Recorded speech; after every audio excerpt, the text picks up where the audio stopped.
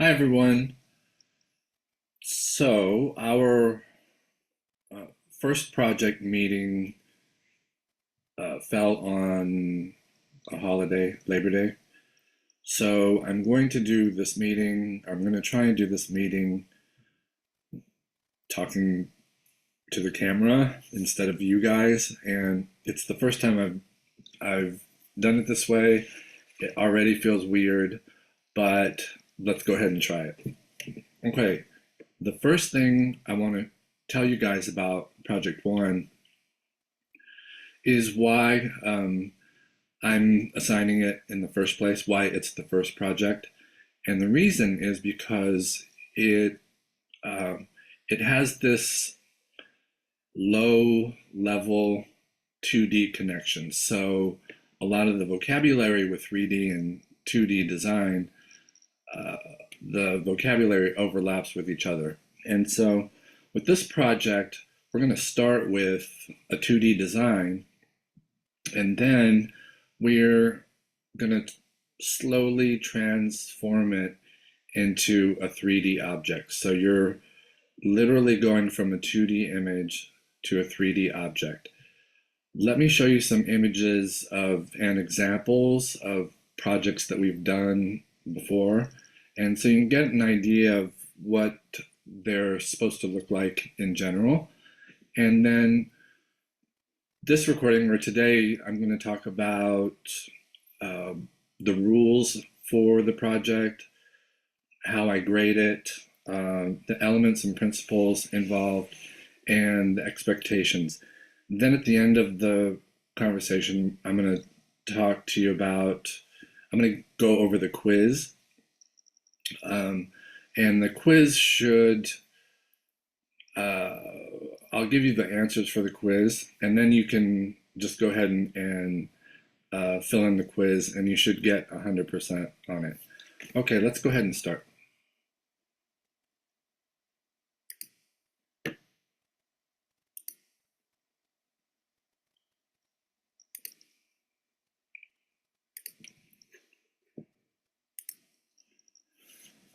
As we start the project, I'll have you guys do thumbnail sketches, and normally people do like a couple pages of these.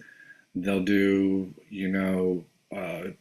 20, 24, sometimes 3 pages. Some people go wild and they do hundreds of images and like several pages of these.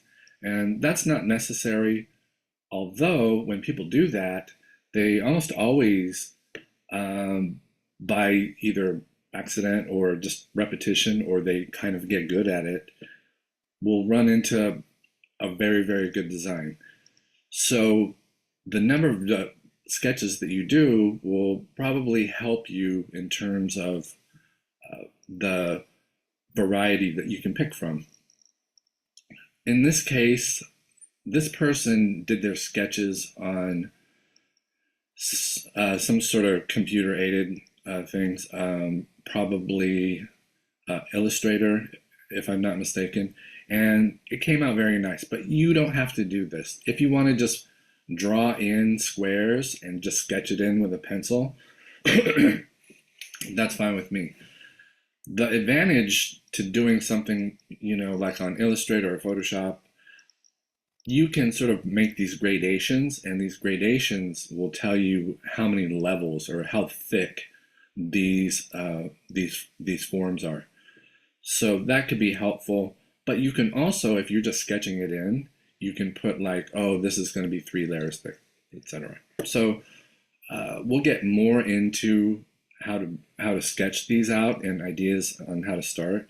But I just want to show you generally what the projects look like. So this one, I liked it so much that I used it for the banner for Canvas. These are the ones that I'm showing you here. I took out of a file. These have all been turned in for portfolio images. Like, in other words, everybody, these 5 or 6 images, they put them in their portfolio. This one was particularly beautiful. The craftsmanship was perfect, and this student was online, so it wasn't like the student had the advantage of being in person, and then this kind of like coaching that happens in a face-to-face class. This person was online. This person was online. This one I like in particular because it does really feel like an object. So the designs and stuff were 2D, and as he put it together, he added lots of volume and mass, and that's something that we'll talk about today as well. This one was a very interesting project. I sort of like when you don't address the borders like this, and I tell students not to do it, but he did it anyway, and I thought it worked out beautifully. This is it ended up being one of my favorite designs.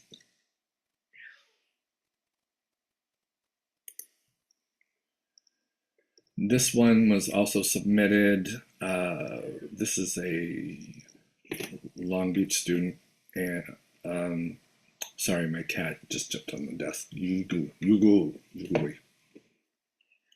This one, I pulled it so that you guys could see the contrasts, and this one has a great amount of contrast. So there's curved lines, there's straight lines, there's organic forms, there's geometric forms, there's big pieces, there's small pieces. And the only criticism I might have on this one is that it is pretty busy. Like there's a lot of stuff going on. But this is an A project. One of the things I want to say about this project is that judging these and grading these is very subjective. And so the way I look at it is that there's multiple ways to do this right. There's multiple ways to make an A, and there's really only one way to mess this up, and that's just craftsmanship. If you have good craftsmanship, you're more than likely going to make an A on the project. This shows a lot of texture, and as we sort of go from 2D to, okay, you just be on camera then. This is Keto. All right, you go. So as we go from 2D to 3D, the vocabulary changes just a little bit. So instead of going from talking about area, we'll talk about space. Instead of talking about a smooth surface, then we start to talk about texture, which is a very 3D concept. So this one has a lot of texture and volume, things we'll talk about as well. This I thought was beautiful. I think that it does have this sort of, oh gosh. It does have sort of the sense of just a piece being on a square piece of foam board, kind of a chunk. And there is this kind of disengagement between this shape.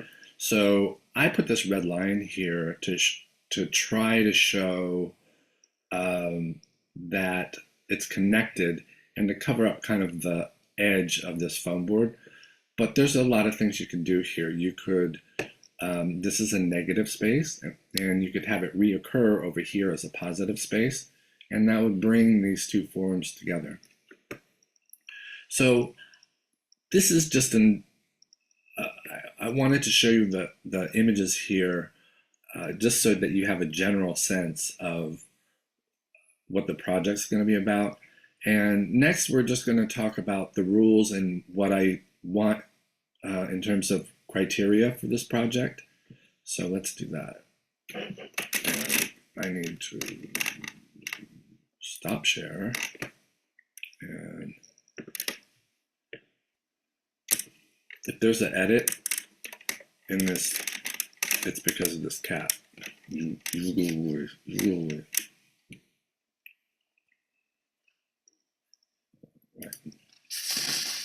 So let's go to whiteboard.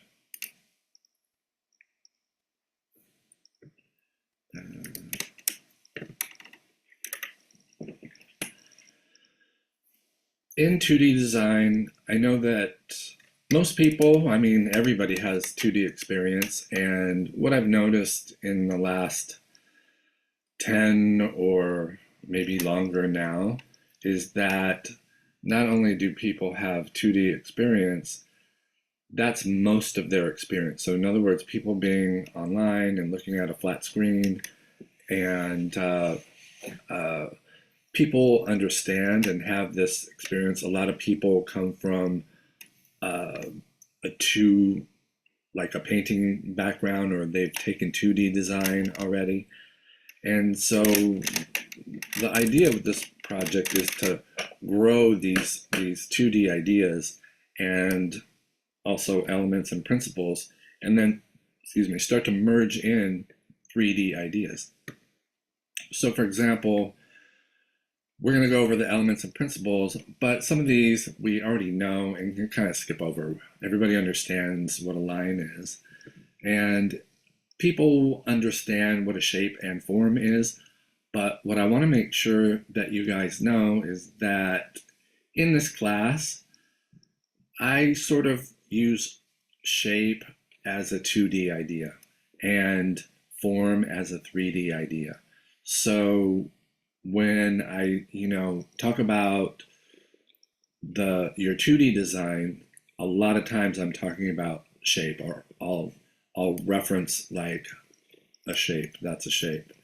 It changes to form when the forms become like 3D. So we're going to pretend that's a box. Or stacked foam board, which is going to happen, right? So in this sense, I'll say, oh, this has a cube form. And then I'll say this has an organic shape. And that's the difference between the two. Color, we won't talk about in this project much at all. I will say one thing, that I would like you to use all one type of foam board, because the different brands of foam board very subtly are different colors. Some have this sort of reddish or purple tint or bluish tint, and some have sort of a warm. Anyway, I can tell the difference, and when you put them together, the contrast is enough to be distracting. So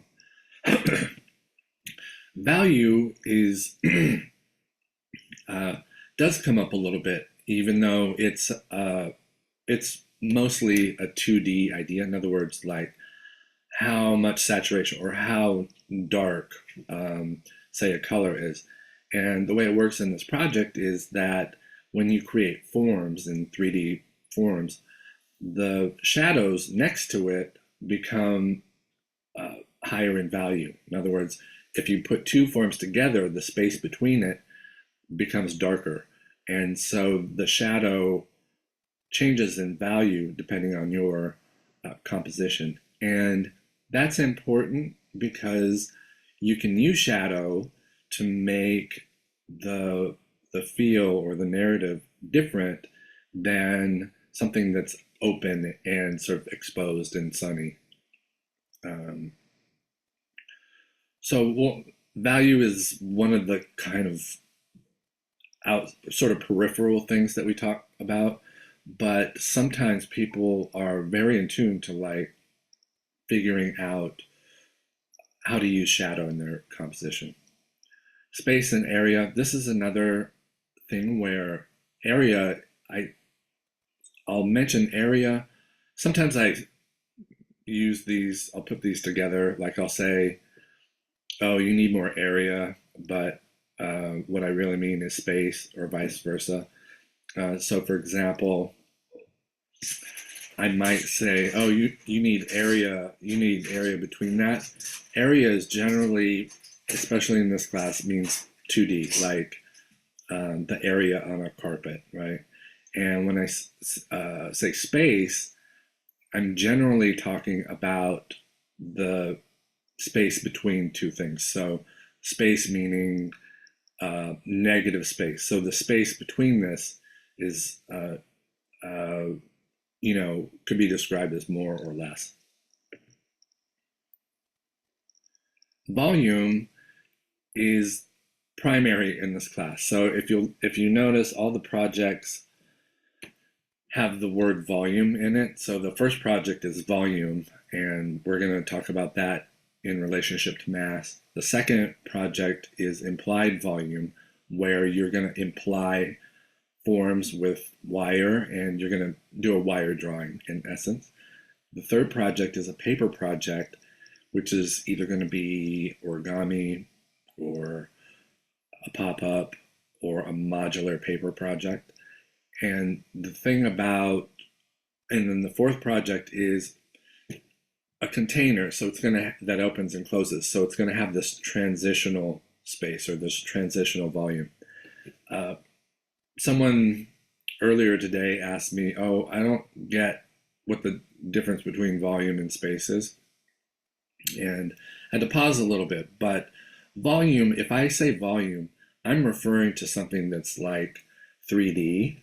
And if I say space, that's a much more generalized term. So uh, a lot of times it could be negative space or the negative space in the room. So it's a much more generalized thing. It doesn't necessarily have to be an item or 3D object.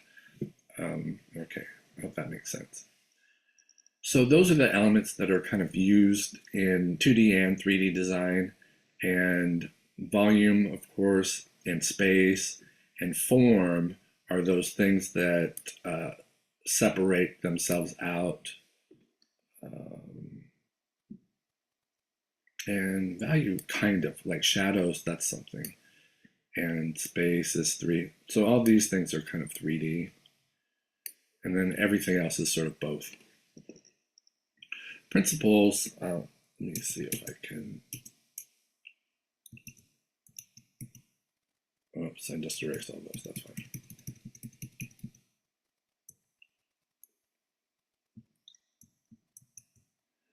Okay. So I would like you guys to think about the idea between figurative and non-figurative. So I know a lot of you know this already, and what I want to do is just sort of parse out the vocabulary. And so, for example, non-figurative can also be non-representational, and I use them interchangeably. So sometimes I'll say non-representational, sometimes I'll say non-figurative, but it means the same thing. So something figurative, you can think about that as an actual figure, like say like a human body. Human body is a figure, and that's not what I want for this project. I would rather you have something non-figurative. One of the things that does happen a lot is that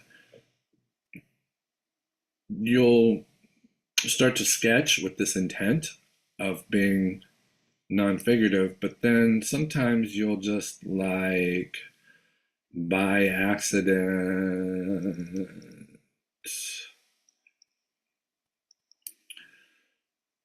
make a form. And in this case, it almost starts to look like a human form. So I would look at this and go, oh, it vaguely looks like a human holding something sharp. So this starts to get figurative, even though you meant to be non-figurative. What might be better is just, that's much more non-figurative. Okay, so this project, the whole thing needs to be non-figurative. Okay, one thing I forgot to add, let's see if I can do that.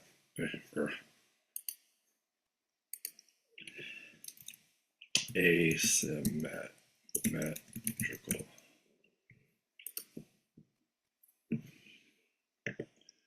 Let's see, and can I erase things?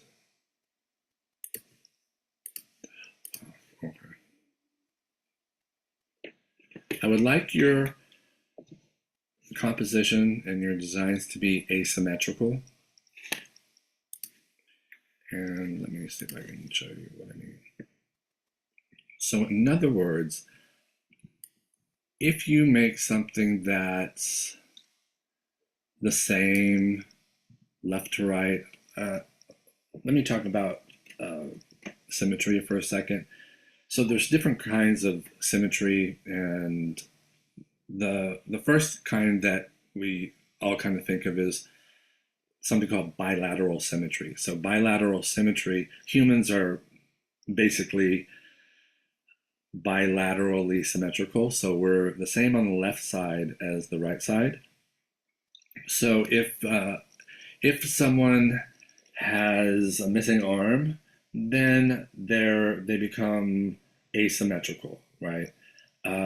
If you look at our organs internally, they're not symmetrical. In other words, we don't have like two hearts, two livers. You know, the heart's on one side, the liver's on can't think which side, and that's asymmetry. So this would be like if I could draw a line down the middle, that would be relatively symmetrical. And this is what I want us to avoid.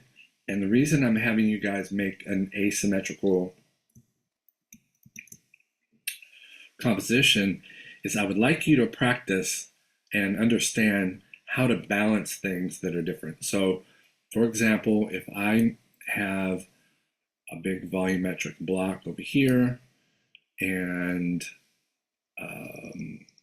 some sort of like, if I have something big over here, how many little shapes is it going to take to visually balance that out, right? So this is going to be a constant exercise during your project, and one of the things I would like you to think about is as these things gain volume and mass, how much that changes the balance equation. So as this gets more layers, does that mean we have to add more single pieces, to make this balance out visually? So these are things that we're going to consider. But when I grade these, I'll take a look. Now, balance is subjective. Remember, we were talking about, the distance between people. It could be a different distance, before you become uncomfortable. But in this case, I think there are things that you can get definitely wrong. So in other words, if I put all of these over here, then this would be clearly heavy to the left. So that would be an obvious imbalance. Dynamic, I would like you guys to make your project dynamic. And that's not to say that, dynamic is a better design. That's not the case at all. Dynamic is just showing energy. If your design needs to show energy. And I would like them to show energy and excitement and okay. I would like them to show energy and excitement and anti-gravity and movement, because that's a little bit better challenge. In other words, it's much easier to make static, still, uninteresting forms, right? You just put a square or something in the middle, or something just set towards the bottom. So I'd like you to make these things dynamic, and in my opinion, it's a better exercise, even though dynamic doesn't mean it's a better,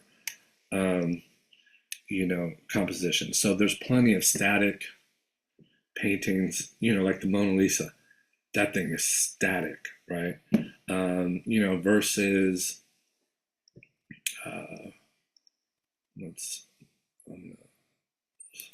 I'm gonna switch the share thing and share my desktop for a second.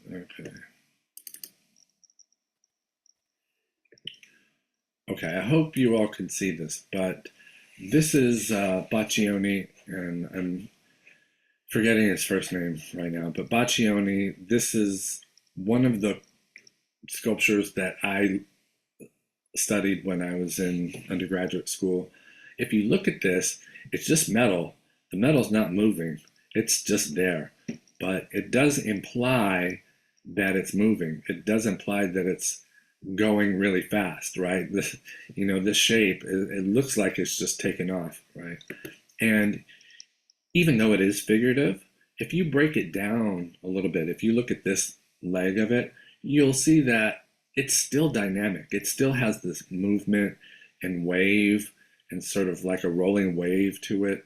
And if it were material, it might be sort of expanding or moving outward. So it has a lot of activity to it, even though it's just a chunk of metal, no different in material than this cube right here. So if you look at these cubes, they're very static, they're very stable. And if you look at this, it has lots of activity and a lot of movement as well. Okay, I'm going to go back to whiteboard. Okay, back to the whiteboard, and I'm going to erase a few things.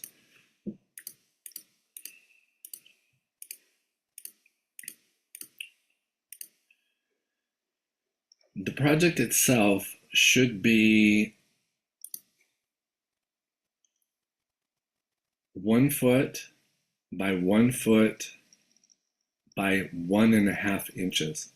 Okay, so the 12 inches by 12 inches square, it has to be a square.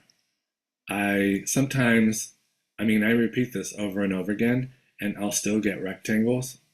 I don't get it. So the project has to be a square, 12 inches by 12 inches, and the maximum height is 1.5 inches. Now, this is important because I don't want you to go over 1.5 inches. And it's a little bit counterintuitive because I'm telling you I want you to make a 3D form, and if you could go a lot higher, then it would be much easier to get to a 3D form. But the reason I keep it between, or I keep it at 1.5 inches, is you'll be able to see in this amount of space where the 2D can start to like take off and become 3D. And it happens within this 1.5 inches. So it's important that you keep it underneath. And in terms of your material, it's 7 layers. So you'll have a base layer, and then you'll have up to 6 more layers. So 6 more layers is, 7 layers is the max. Here's the other thing is that if you have just a little bit, if you have one piece that oh boy, if you have one piece that has, steps up, and then it's like 6 layers is this top piece, and this is the only area that's 1.5 inches. That's not much volume considering the whole space. And what I'd like you to think about is that the more area, the more space that is built up in mass. This is there's a reason I became a sculptor and not a painter. Okay. Say that's, okay, you know what, that's awful. I gotta erase that.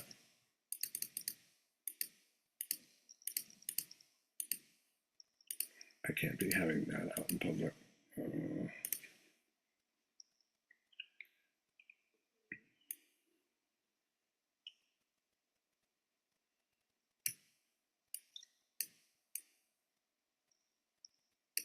All right, so say that there's a bunch of foam board stacked right there, and it's on this piece. And I know that the perspective is wrong, but you can bear with me. So say that that's your foam board, and it's 6 layers high. That's volume. That's what I'm looking for in this project. Volume.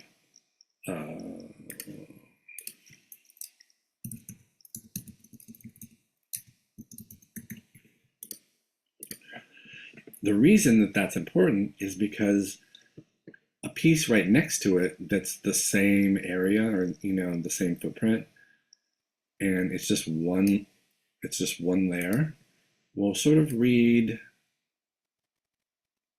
as 2D. And this, right, if it's right next to it and it's just one layer deep, this will read as flat. This will read as thick. And since we're trying to go from 2D to 3D, I fully expect to see projects that have a lot of mass, like this. One rule is that all the foam board should lay flat.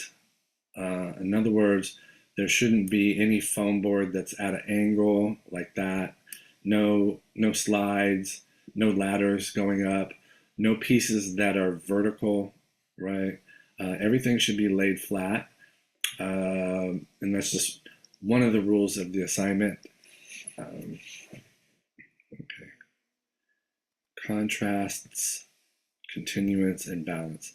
Okay, I like to go through some of these, and I think I have it on the next page. Oh, maybe not. So I'm going to erase these. So normally during class at this point, I would pause and ask you guys if you had any questions. And I know that this is kind of a new format for me, so if you have any questions, or if I'm not, if it doesn't make sense to you, then contact me and we can go over it again. All right. I would like you guys to think about contrasts. So there's multiple contrasts. Do I have it on the other page? Oh, I do. Let's go back over here.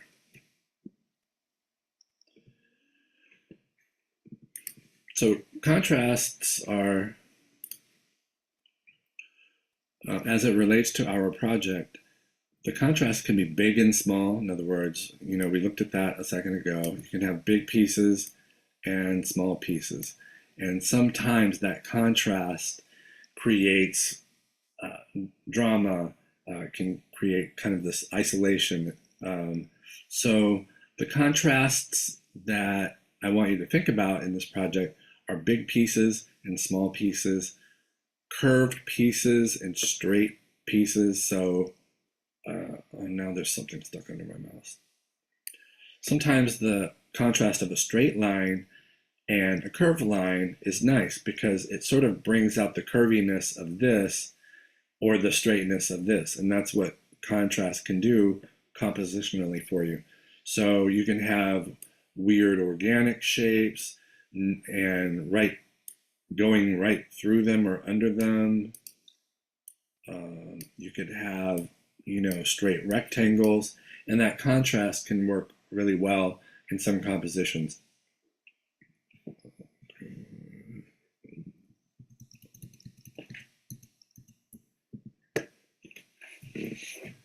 One of the main problems that I see in this project is students that, and it's a good problem to have, but what happens is students will very often add lots of stuff. I think in a way, it's cultural, especially in America where, more is better, etc.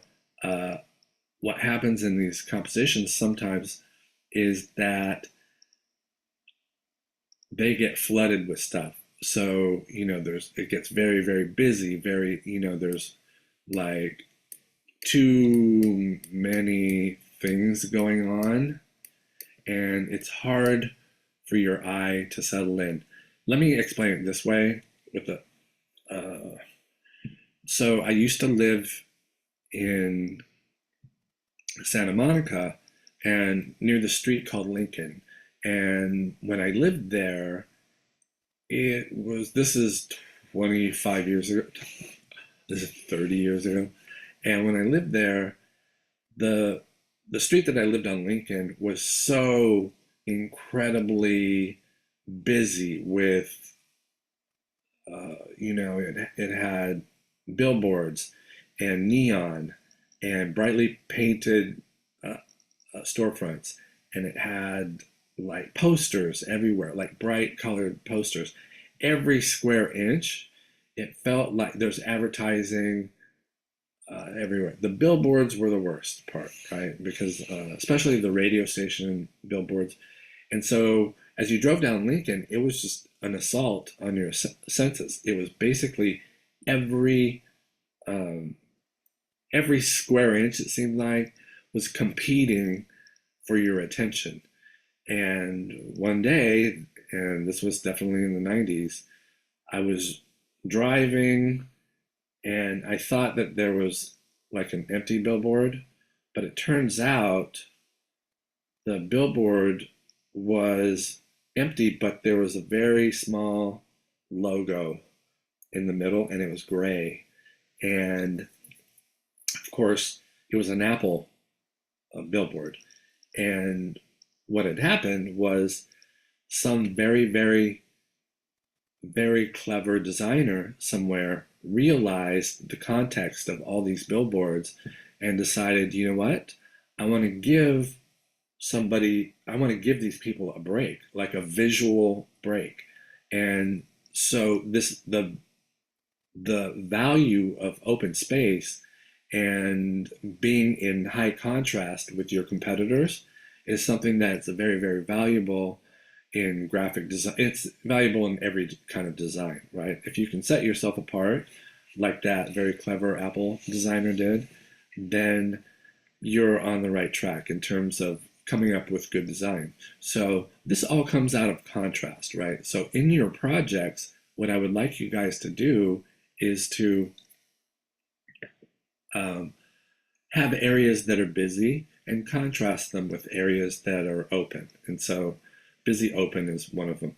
And then the most important contrast is flat versus volumetric. That's that's sort of the whole project, right? We want to have this contrast where you have things that are flat and things that have volume. And in this case, volume with mass. In other words, pieces of foam board stacked up six high that create this sort of block. And to create a clear volume, the pieces should be sort of blocky and chunky. Here's a mistake that people make. They'll do these sort of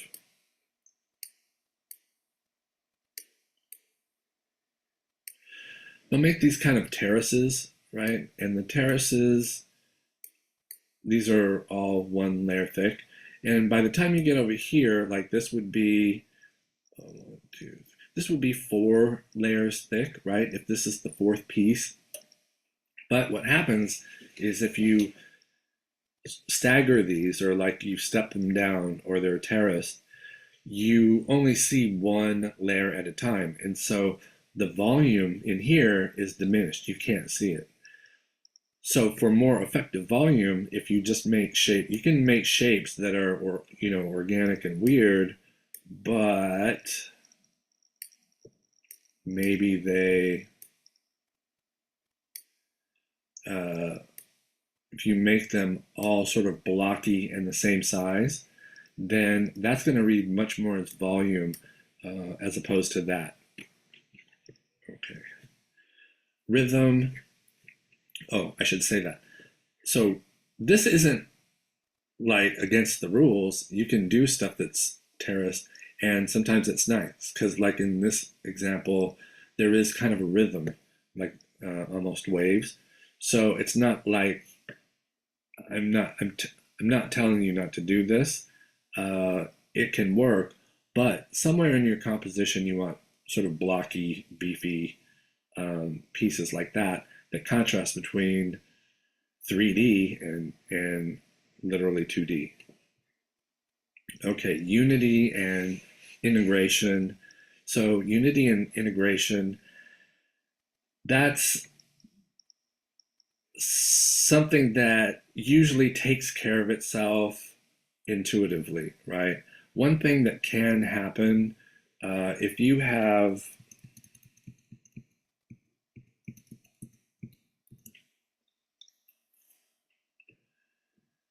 if we go back to,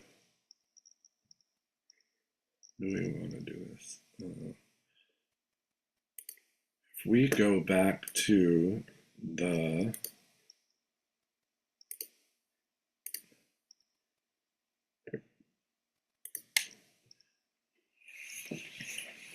okay, this is a beautiful piece. It's beautifully done, craftsmanship. I gave it an A anyway, right? But it doesn't integrate to the square behind it. In other words, there's this separation between this beautiful form and just the square that it's supposed to be in, right? So one of the things you can do to integrate things is to sort of repeat forms that, there it is, repetition. So you can repeat forms so that the whole thing pulls together and you're not staring at like, oh, I see, I like the form on that square, right? What should happen is if you can put stuff to the edge, that's called continuance, which I'll talk about in a second. And oh no, where is it? It's gone.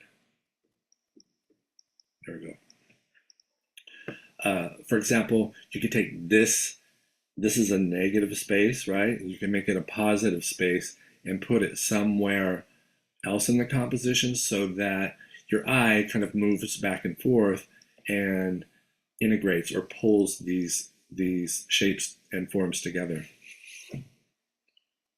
And then now back to the whiteboard.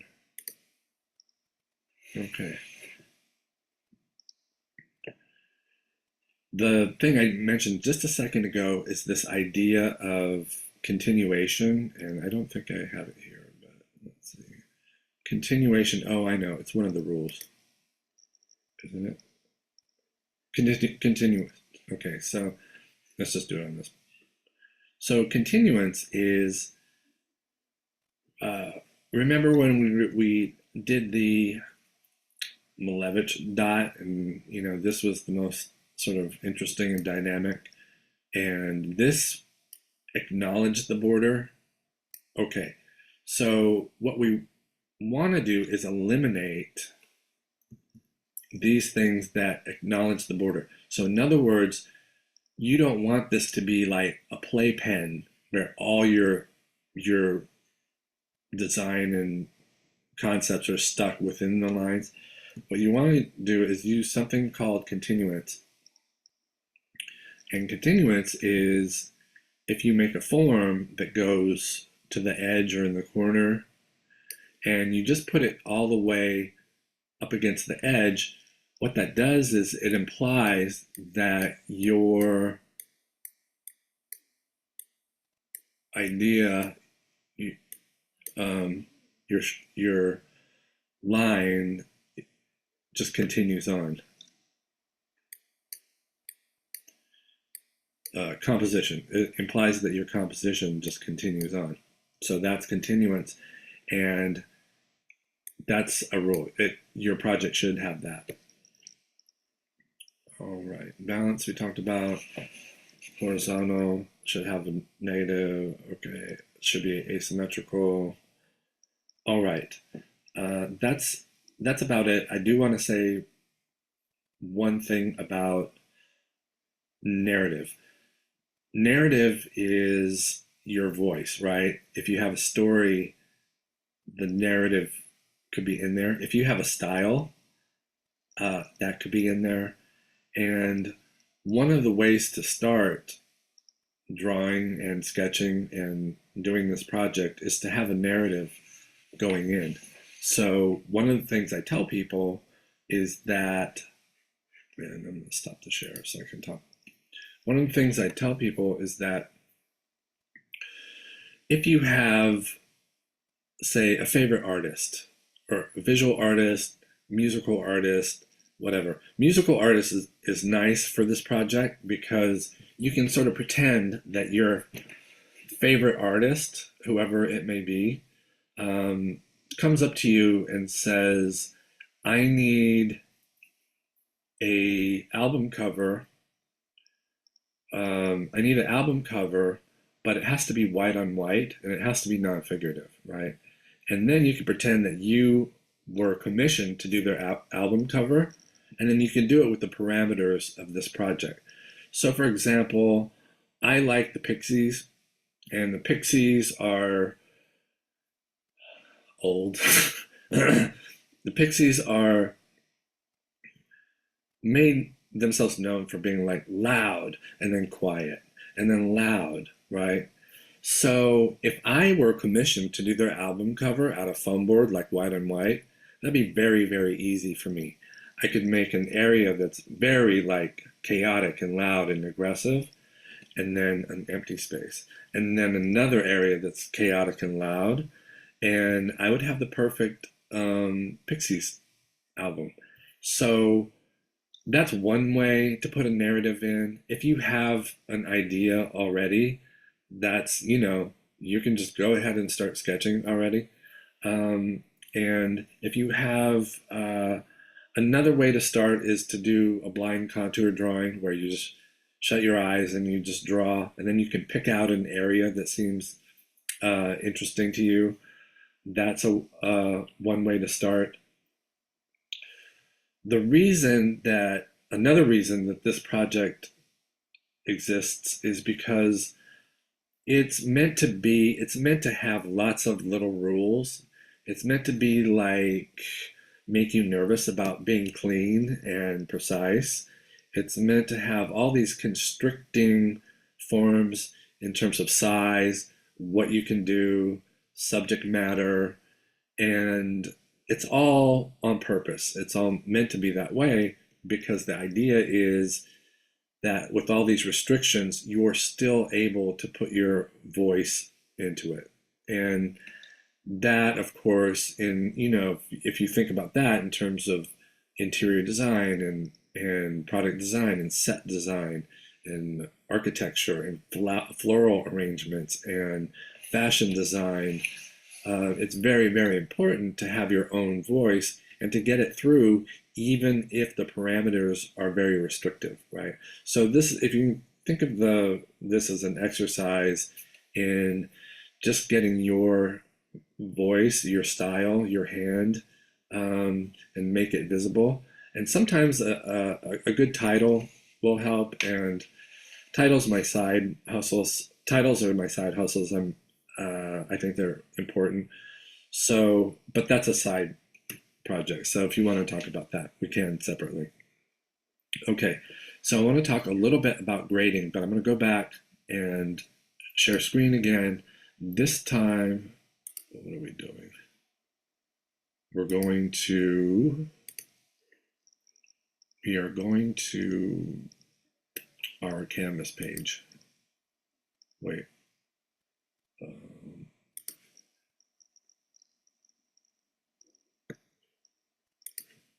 I know it says Long Beach, but it's the same for every school.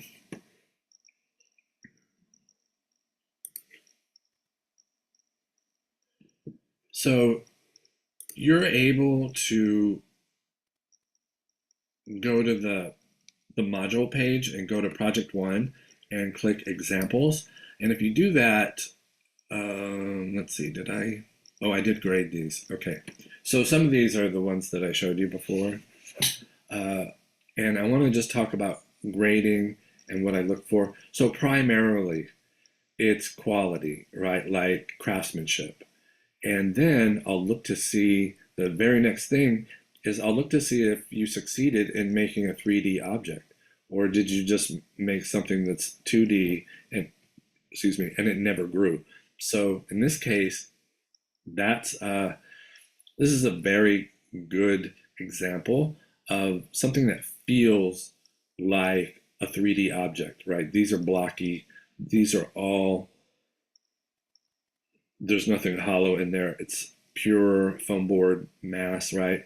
There's overhang here, but then you sort of see how these shadows are draped over. It's very kind of clever, and it's an A project.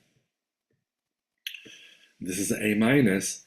It's an interesting example in balance, right? This is a big, blocky, simple form. This is great volume with mass here. The balance on this one I love, right? If you split this right down the middle, there's a lot of activity on this side and a lot of weight on this side. And visually, to me, that's pretty close to balance, right? And you can look at it from the sides, you can look at it upside down. It balances every way you look at it. The reason it got an A minus is you see that crease right there, and then there's a dent there, and there's fingerprints. So in terms of craftsmanship, it wasn't perfect. This is a B plus.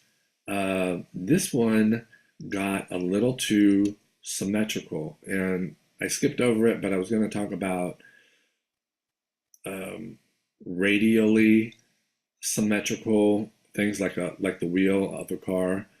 I'd like you to avoid that in this project, and that's kind of what happened here. So if I drew like a triangle, this is all kind of weighted, almost in a circle. So it's very, if I split it down the middle, it's also symmetrical. This is symmetrical in a bunch of ways. So um, I think that's why I downgraded it a little bit, but the texture is fantastic. And the volume, it's little, but it's very, very, you can feel the volume. So that's something I like about that one. This one, we were talking about it. This critique was over 10 years ago. So we were talking about this, and it was fine, and people liked the design and stuff. And then someone said, it looks like swimming goggles, and it looks like a pool scene. And after they said that, I could see the goggles, I could see the water, I could sort of see a whole, like that's maybe as, I could just see a face swimming, and it became figurative, right? This became very figurative. But that's not why it got a B. It got a B because there's no real volume here. Remember that these are a step down, and there's some volume there, but it's diminished because every layer kind of has this terrace to it. So then they look like eyeballs. So that was distracting. You can't see it, but there were some problems with the craftsmanship. So that was B. This is also figurative. And there's no volume at all. So there's none of that. There's none of that. This is what I want. I want those. That's too flat, right? But I did like it. And it's figurative. I don't know what this thing is, but it's a thing squirting, right? I think it's a cobra, or I don't know what it is. It's its thing, and that's water. So this is figurative. What I did like is that it did have flow to it, and it does have balance, and I do like how it's busy and then open. So I didn't hate the design, but the craftsmanship was bad. Yeah, craftsmanship was bad. Okay, this is a C. I told the student, do not cut through the bottom plate because you can see right through it, and that's too much of a distraction or an anomaly. And it's also symmetrical. So if I drew a line here, I know that this is different than that, but 70% of this is symmetrical and also acknowledges the border. In other words, it doesn't go over the border. And so everything's sort of stuck in the square. Yeah, and I didn't like it. I don't like how these got terraced, which would be okay in a part, but it needed more, it took away from the volume. This little area right here, there's a little bit of volume, but I can't even think about it because I'm staring at the wall, right? So this one is, I gave it a C. It passed. They worked on it, but not what I had in mind. Uh, I will say something. I did, you know what? I'll say it on this one. This one was not mine class. This one gets passed around between me and about half a dozen teachers, and we talk about this. It's a we talk about this quite a bit because the teacher that showed me this was like, I don't think I've ever seen a worse project, right?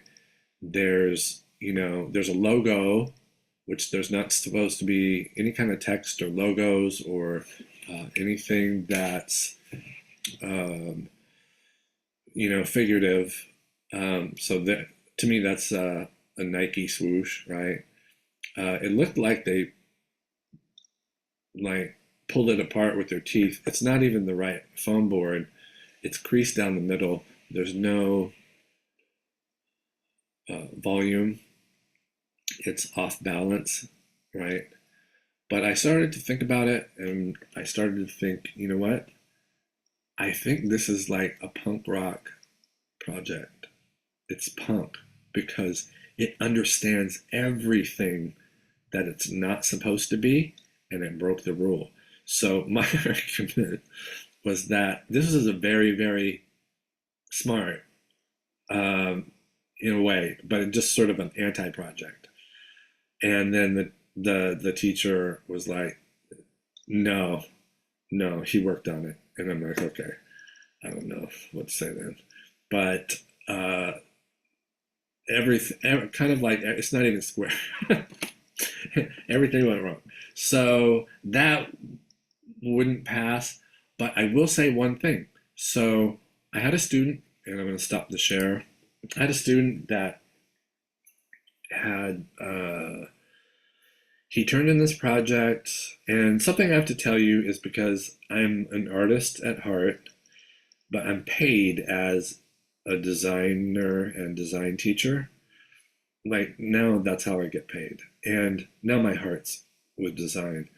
But I have a very, very soft spot for artists because it's a completely different trip. And I feel like in depending on where I'm teaching, I get an equal amount of artists and designers. So in a way, I'm perfect for this, right? So I had a student that uh, for this project, he took his foam board and he put it in a blender with water and glue, and he blended it into this like mush, like this paste, and it wasn't even white glue, it was like wood glue, so it was yellow. And so he made this mush, and then he put this mush on a 12-inch square piece of foam board, and he just formed his project with it, right? And he turned it in, and it looked awful. It looked like someone barfed on a square. And I, you know, I just didn't know where to go from there. Long story short is that I think it's one of my favorite projects, if not my favorite project. My favorite project because uh, he didn't break any rules. All the foam board was sort of mashed flat.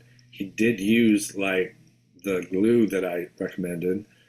He obeyed the rules, and the design of it was like it wasn't terrible, but it just looked awful in total. But I like the fact that he changed the whole project and made it an art project. So that project went and became was definitely an art project and not a design project. And so I passed him, and I do love it. And he's still around. He's definitely an artist. That was easy to predict. But what I want you to know is that I'm a paid design teacher, and So when I grade your projects, I grade it from a design perspective and not a fine artist. So I wanted you to know that. Okay, so one more thing. Let's go over the quiz, and then that's the end of the meeting. And where am I?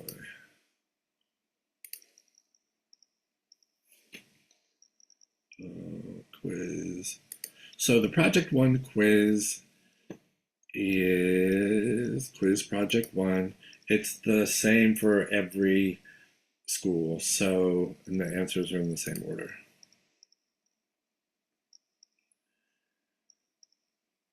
In addition to the project one video, there is a video where it's a cutting foam board tutorial, and it's also on the project one module. But I'm going to try and do another more kind of updated video. So that's probably going to be on its way, if not this week, maybe mid next week. Okay. Now I have cat hair. Okay. If you're not able to cut the foam board successfully, what is likely the problem? It's probably the blade is dull. That could be true. Holding the knife wrong. That could be true. You're just not good at this. Everybody can do this. Everybody can do this. So question one is D, A, and B. What are the size requirements slash limits for project one? That one. 1 foot by 1 foot by inch and a half. Which answer best describes the ideal project? A combination of figurative and non-figurative. Remember, no figurative. Nope. Non-figurative. Figurative but bordering on non-figurative? No. Non-figurative. Icons such as stars and logos are acceptable for your project. That's false. Which of these contrasts should you use in your project? We went through all of these, so all of the above. That's not to say your project has to have every one of these. There might be a thing, that gets left out, and that's okay, and you'll still make an A on it. But in general, the more the better. Which of the following best describes volume? 4 pieces of 1 inch by 1 inch by 1/4 inch stacked into form a 1 inch cube. That sounds right. A hollow 1 inch cube? No. That sounds like enclosed volume. A 1 inch cube formed by tiny foam board sticks at the edges. That sounds like implied volume. Something you can turn to 11. I'm just going to delete that because you guys have no idea what I'm talking about. What is an example of acknowledging the border? Looking, okay, sometimes I'm funny. Looking at the borders and nodding with approval? No. A single shape dead center in the composition? No. A small shape purposefully put near an edge of a composition? Yeah. Having all shapes contained within the borders? Yeah. So C and D are correct. What is high proximity? High proximity is that guy in the theater. It's way too close.